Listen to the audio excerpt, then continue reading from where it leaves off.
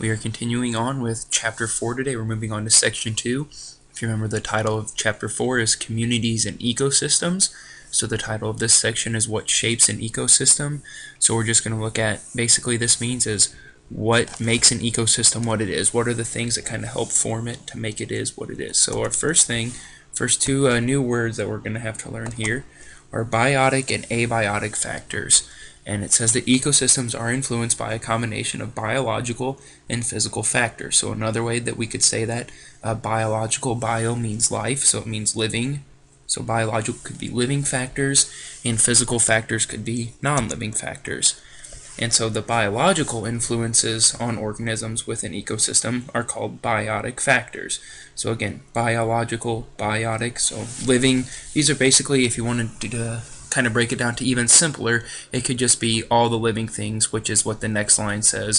It says biotic factors include all the living things with which an organism might interact. And so then therefore the opposite is going to be physical or non-living factors that shape ecosystems are called abiotic factors.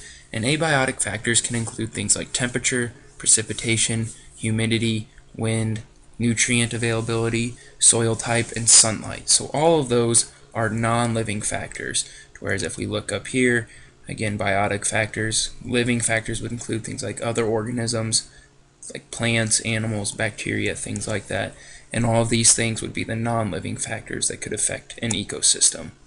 And so these are all the possibilities of the things that can affect an ecosystem, so we're going to look at how this effect actually occurs. And the first way that this is that biotic and abiotic factors determine the survival and growth of an organism and the productivity of the ecosystem in which the organism lives. So all of these things are influenced on the different living and non-living factors that are around at the time. And then the area, so the actual place where organisms live, is called a habitat. So you've probably heard that word before. But a habitat will include both biotic and abiotic factors. So you need to know that a habitat is just where an organism lives, and that's going to be important when talking about the whole ecosystem as a whole. And so then our next important word is similar to habitat but is different. It's called the niche. So you're going to need to know this. The niche is a full range of physical and biological conditions in which an organism lives and the way in which the organism uses those conditions. So that kind of sounds complicated, but kind of the way that I help remember the difference is a habitat is basically like the home. It's basically just where the organism lives. Where a niche is almost like its job in the environment. So it's basically how it interacts with everyone. It's almost like its social life also. So how it interacts with everyone and with the living and non-living things and things like that, and how they actually use all of their surroundings. So we have habitat, just where it lives. Niche is how it kind of interacts with everyone and kind of how it finds its place. And then the range of temperatures that an organism needs to survive and its place in the food web is part of its niche. Again, that's all part of its social life, its job description. And the combination of biotic and abiotic factors in an ecosystem will often determine the number of different niches in that ecosystem. So basically what it's saying is that there can only be so many niches in one spot, and again, there can only be so many jobs in the world. So not every single person can go out and be a carpenter or a plumber. There's only a certain amount. So if your dad or whoever in your family is a carpenter, that's their niche. And they don't really live, again, there's not an unlimited amount of them. So it's just a very limited resource, and that's going again with this next slide, is that no two species can share the same niche in the same habitat, but different species can occupy niches that are very similar. So we have maybe like an auto mechanic that works on cars and a mechanic that works on motorcycles. Again, they are very similar, but they are considered different jobs, different niches with different species. So a niche, only a certain amount of organisms can fill one niche in a certain habitat. And so then, kind of to wrap this up, we're going to look at how organisms interact with each other, and this is again going to explain all their job descriptions and everything like that. So when organisms live together in an ecological community, they interact constantly, so there's really no way to avoid interacting with one another. It's going to happen. And community interactions such as competition, predation, and various forms of symbiosis can affect an ecosystem. So if you don't know what those three words are, competition, predation, and symbiosis, we're going to go over those, and those are going to be important for you to know.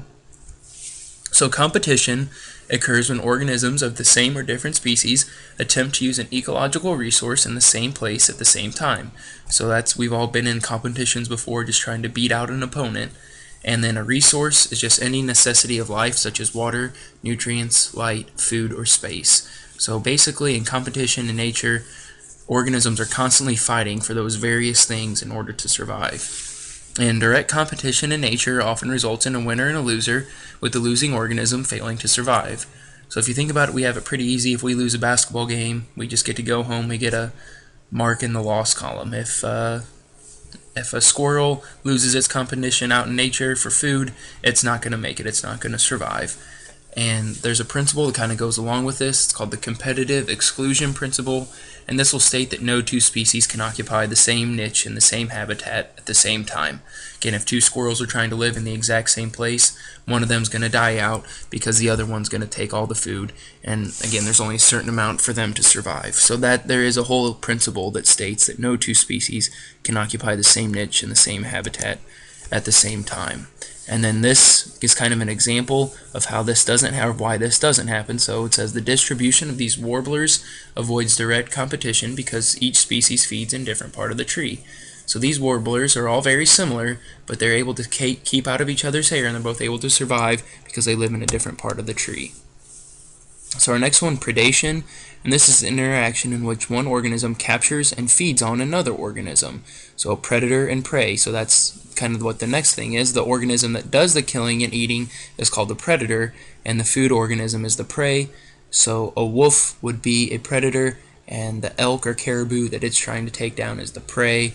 Or more kind of one around here, let's say the coyote would be the predator, whereas a small rabbit would be its prey. And our last new vocabulary word is symbiosis, and this is any relationship in which two species live closely together is called symbiosis. So when we have any two things that live close together, it's called symbiosis, and we have three of those: mutualism, commensalism, and parasitism. So in mutualism occurs when two species live close together and both species benefit from the relationship. So that would be if one organism provides protection for another while another provides food for the other, they're living closely together, they're both benefiting. Commensalism is when one member of the association benefits and the other is neither helped nor harmed. So this is just one benefits, the other one could go either way. Parasitism, one organism lives on or inside another organism and harms it. So this would be like a tick that latches onto your dog. That is a parasite because it is helping the tick and it is harming your dog. So that's it for this video. Let me know if you have any